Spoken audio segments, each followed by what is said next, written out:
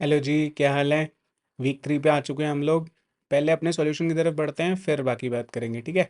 Okay, तो अपने question number 34 से स्टार्ट करते हैं हम। क्वेश्चन है लीफ सिमिलर ट्रीज। क्वेश्चन कह रहा है consider all the leaves of a binary tree from left to right order. The values of those leaves form a leaf value sequence. एक binary tree आपको दिया है अगर, तो उसमें जो भी लीफ नोड्स हैं, लीफ नोड्स मतलब सबसे नीचे वाली नोड्स जो हैं, उनकी एक सीक्वेंस है बेसिकली, जिसको हम लेफ्ट टू राइट ऑर्डर में अगर गिने तो वो एक उनकी लीफ वैल्यू सीक्वेंस कहलाती है, ठीक है। For example in the given tree above, इस ट्री में 6 7 4 9 8 जो है, ये इस बाइनरी ट्री की लीफ वैल्यू सीक्वेंस है, ठीक है। अब हमें करना क्या है, हमें ना दो बाइनरी ट्रीज दिए जाएंगे, लिखा है ना, two binary trees are considered leaf similar if their leaf value sequence is same. अगर उनकी लीफ वैल्यू सीक्वेंस सेम है तो हम उनको लीफ सिमिलर ट्रीज का नाम दे सकते हैं। दो बाइनरी ट्रीज दिए जाएंगे, समझते हैं करेंगे कैसे। इस वाले बाइनरी ट्री को ही अगर समझ लें तो इधर 6 7 4 9 8 और 6 7 4 9 8, हालांकि ये दोनों बाइनरी ट्रीज जो हैं, ये बाइनरी ट्रीज सेम नहीं है, लेकिन इनके लीफ की अगर सीक्वेंस निकाली जाए, जिस सीक्वेंस में इनकी लीफ की वैल्यूज़ हैं, तो ये लीफ सिमिलर ट्रीज कहलाए जा सकते हैं, ठीक है। ये बात समझ आ रही है। इसके लिए हमें करना क्या पड़ेगा, हमें करना ये पड़ेगा कि हम हर ट्री को उसकी लीफ तक आइटरेट करें और उसकी लीफ किसी जगह अगर स्टोर करा लें, और जब नेक्स्ट वाला ट्री आइटरेट करें तो उससे कंपेयर करा लें, तो हमारा काम बन जाएगा। बिल्कुल बन जाएगा। समझते हैं करेंगे कैसे, ठीक है। देखो ऐसे समझो कि अगर आपके पास है बाइनरी ट्री 1 2 3 4 5 6 और 7, और एक और बाइनरी ट्री है 10 9 8 4 5 6 7। तो ये दोनों लीफ सिमिलर ट्रीज हैं। वही हमने कहा कि बाइनरी ट्रीज डिफरेंट है और लीफ सिमिलर ट्रीज हैं ये। इनके लीफ पे अगर मैं पहुंचूं, मतलब मैं यहाँ से आइटरेट करके पहुंचूं 2 पे, फिर 2 के लेफ्ट पे, फिर 2 के राइट पे, फिर 1 से 3 पे पहुंचूं, 3 के लेफ्ट पे, 3 के राइट पे, और जैसे जैसे मैं लेफ्ट टू राइट पहुंचता जाऊं, मैं इनकी लीव्स को स्टोर कराता जाऊं लेफ्ट टू राइट। तो मैं इनकी लीव्स को स्टोर कराता जाऊं, अगर मैं इनकी लीव्स को स्टोर कराता जाऊं तो मेरे पास फॉर सपोज एक एरे में स्टोर करा रहा हूं, तो 4 5 6 7 ये आएगा मेरे एरे में, ठीक है।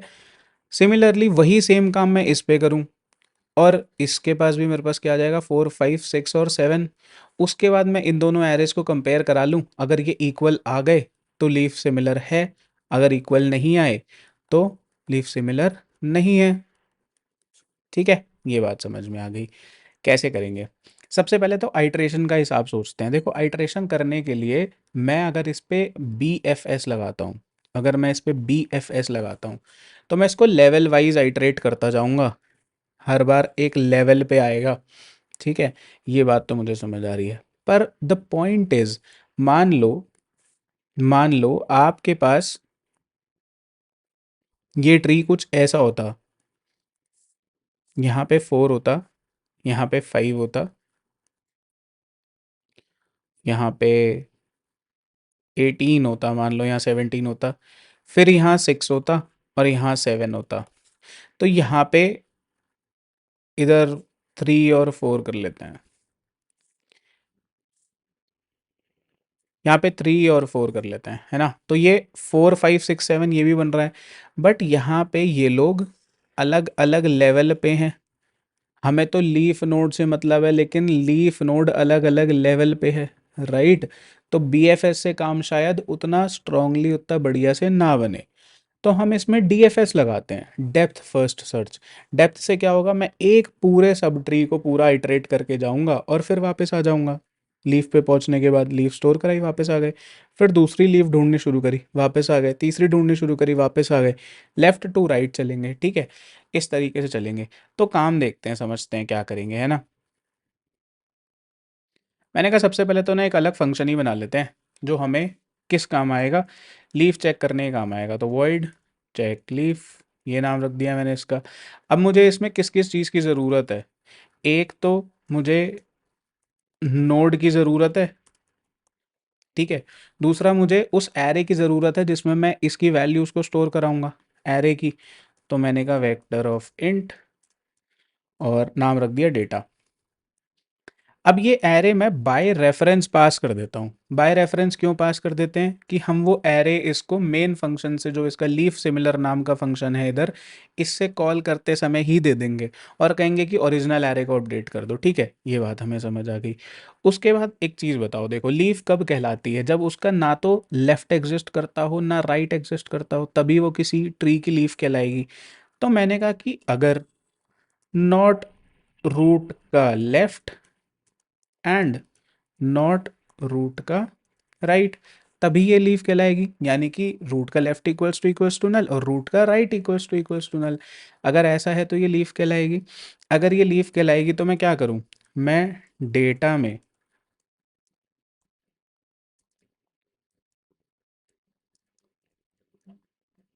मैं डेटा में रूट की वैल्यू पुश कर दूं। डेटा क्या है मेरा? वेक्टर। उसमें रूट की वैल्यू पुश कर दूं। और अगर मेरे को एक लीफ मिल गई है, मैं लीफ पे पहुंच गया हूं, तो वापस चले जाऊं दूसरी लीफ ढूंढने, ठीक है। अगर ऐसी सिचुएशन नहीं है, अगर मैं लीव पे नहीं पहुंचा हूं, तो मैं इससे क्या कहूँ? लीव ढूंढनी है। लीव कैसे ढूंढी जाएगी? अगर रूट का लेफ्ट एग्जिस्ट कर रहा है, लेफ्ट टू राइट चलना है ना, तो पहले लेफ्ट फिर राइट। अगर रूट का लेफ्ट एग्जिस्ट कर रहा है तो भाई चेक करके लाओ लीव कहाँ? रूट के लेफ्ट में। और अगर मिल जाए तो डेटा में स्टोर करा लेना, ठीक है। और अगर लेफ्ट एग्जिस्ट कर रहा है फिर भी एक बार राइट में जाके देख लो, क्योंकि पहले लेफ्ट फिर राइट, ठीक है। तो अगर राइट एग्जिस्ट कर रहा है तो रूट के राइट में जाओ और मिल जाए तो डेटा में स्टोर करा लेना। क्या इतनी बात समझ में आ रही है? ये बात क्लियर है? बहुत बढ़िया। आगे चलते हैं। इसके बाद अब मुझे करना क्या है? मुझे इस डेटा को दो जगह स्टोर कराना पड़ेगा। कैसे? समझते हैं। पहले तो एक vector of int data single बनाते हैं सिर्फ, ठीक है। इसका नाम डेटा वन रख दिया। अभी बताऊंगा डेटा टू की ज़रूरत कहाँ पड़ेगी। मेरे पास ट्रीज कितने आए हैं? रूट वन और रूट टू, दो ट्री आए हैं, ठीक है। एक ट्री का डेटा अगर एक वेक्टर में होगा, दूसरे ट्री का डेटा अगर सेपरेट वेक्टर में होगा, तो हम वेक्टर कंपेयर कर पाएंगे ना। ये बात समझ में आ गई, कोई दिक्कत नहीं। तो हम दो अलग वेक्टर ही बना लेते हैं ना फिर। इसलिए मैंने कहा था कि वेक्टर, दो वेक्टर्स की ज़रूरत पड़ेगी। आप कहोगे ऊपर तो लेकिन एक ही गया है। अभी समझते हैं ना, क्या टेंशन है। देखो, एक बार मैंने चेक लीफ फंक्शन में सिर्फ रूट वन को भेज दिया विद डेटा वन, एक चला गया। नेक्स्ट टाइम पे मैंने चेक लीफ में रूट टू को भेज दिया विद सिर्फ डेटा टू, तो इस बार भी सिर्फ एक ही गया।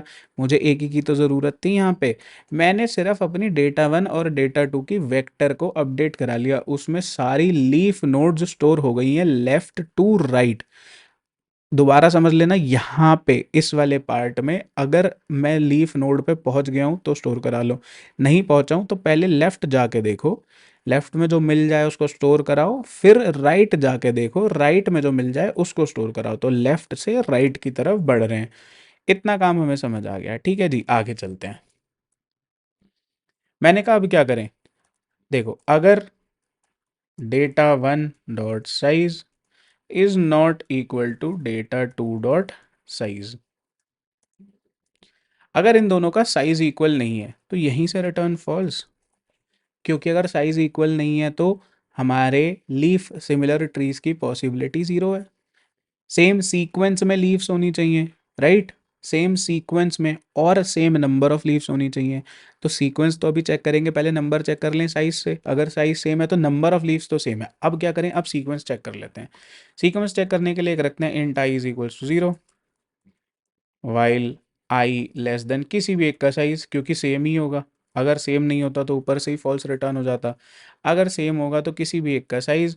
और उसके बाद क्या करें कि इफ़, अगर data one of I is not equal to data two of I, अगर ये किसी भी पॉइंट पे अनइक्वल आ जाए तो रिटर्न फॉल्स कर दिया जाए, नहीं तो आई प्लस प्लस कर दिया जाए। और अगर ये पूरा इटरेशन हो जाने के बाद कहीं भी रिटर्न फॉल्स नहीं हुआ तो क्या करें, ये इक्वल हैं जी, रिटर्न ट्रू कर दो। ठीक है, बूलियन फंक्शन है ना, फॉल्स या ट्रू में रिटर्न करना है। इतनी बात समझ में आ गई, रन करके देख लेते हैं एक बारी।